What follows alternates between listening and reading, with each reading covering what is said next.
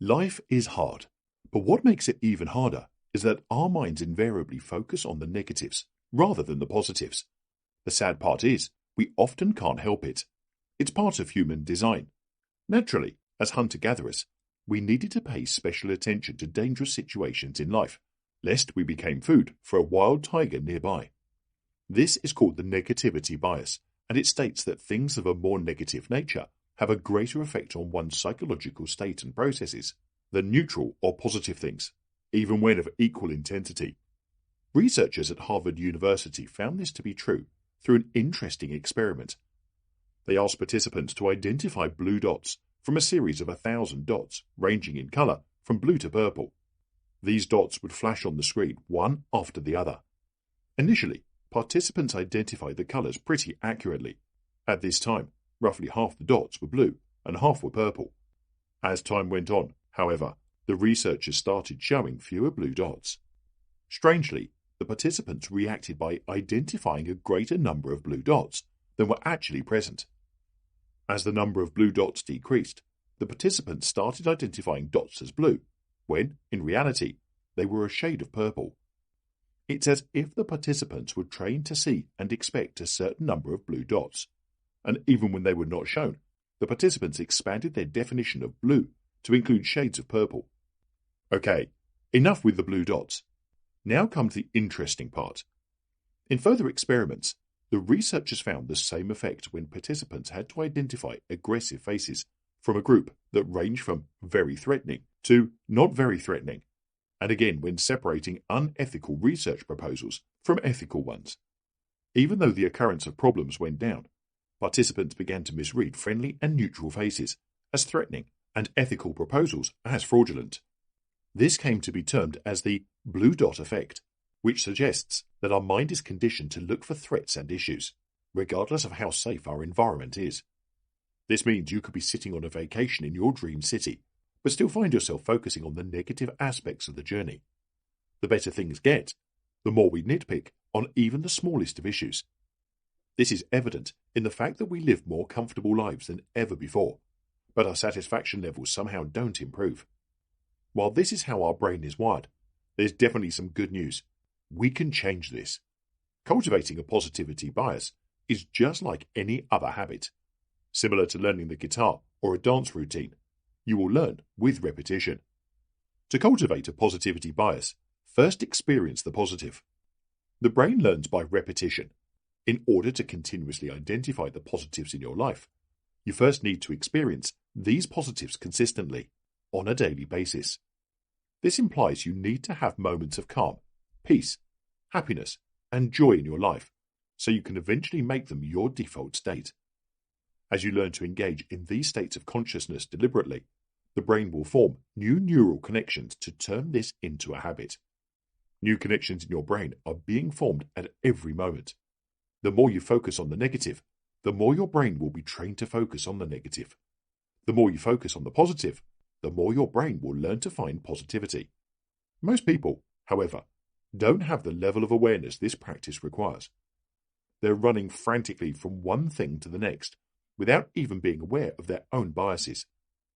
To cultivate this awareness, I would highly recommend some sort of mindfulness training.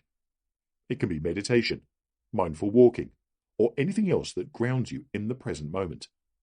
All the positive emotions that we talked about exist abundantly in the present moment, but bringing the mind to the present moment is a challenging task. That's what mindfulness helps you with.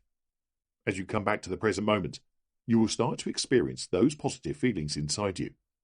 Your task from there on will be to simply extend those feelings and states of consciousness to cover as much of your life as possible. The HEAL framework to take in the good. Psychologist Rick Hanson writes in his book, Hardwiring Happiness, about the feelings of contentment and connection, with centers in the midbrain and prefrontal cortex, are easily overwhelmed by physical survival patterns that inspire negative thinking. To overcome this bias, Hanson argues that we need regular doses of positive thoughts. Thus, he suggests practicing the HEAL method, based on positive neuroplasticity. Let's look at the different components of the practice. Have a positive experience. The first step is to notice a positive experience that you're already having. If not, then try to create one by looking for the good things in the current situation. Try it now. Think of a time when you were content, happy, and satisfied with what was going around. That's your positive experience. Hopefully, this shouldn't take more than a few seconds. With practice, this process will become much easier. Enrich it. The second step is to enrich the positive experience by staying with it. Notice the sensations and the imagery associated with that great experience. Embody it to make it real and intense in the present moment. Think about how it made you feel. What else are you able to notice about that experience? Go in as much detail as possible. Stick with your positive thought with a broad, open body, mind, and spirit. Absorb it. After you enrich the experience, let it percolate into the depths of your heart. Take it in a way that really seeps into you. Since positive thoughts are often so short-lived in our brains, we need to make them stick for a longer time. Create a sort of mental snapshot of that experience and store it in memory. The deeper you go in this step, the easier it will be to remember it again the next time. Link the positive and the negative. Once you've skillfully learned to take in the positive experience, it's time to find a negative experience in your life and rewire it. This is important because, let's face it, life isn't going to give you as many positive experiences as you'd like. Initially, try not to pick something too hard for this step. Pick a mildly negative experience. For instance, someone talking rudely to you. Now let both the positive and the negative experiences mingle a bit in your head. Think of the positive one, but keep the negative one at the back of your mind. Hanson says, "What goes together grows together."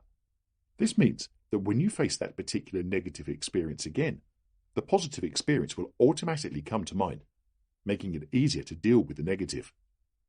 The even though technique.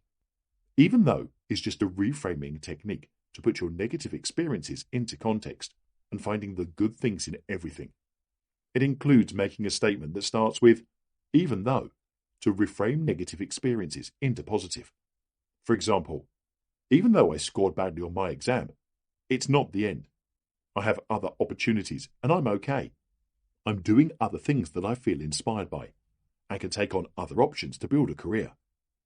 Even though my grandmother passed away, she loved me a lot and taught me invaluable lessons. I can draw on her love whenever I want. Even though I failed in this business, I scaled it to a certain level, met many interesting people, and learned a lot about entrepreneurship. I can use them for my next project. This is a simple technique that you can use to acknowledge what happened, yet take in the good without beating yourself up. All of these techniques rest on one simple principle. What you focus on grows. Our minds may be biologically built to focus on the negative. We can retrain them to do the opposite. The good news is you can control your experiences of life just by changing what you focus on. And you have more power over this than you believe. So start taking in the good right now.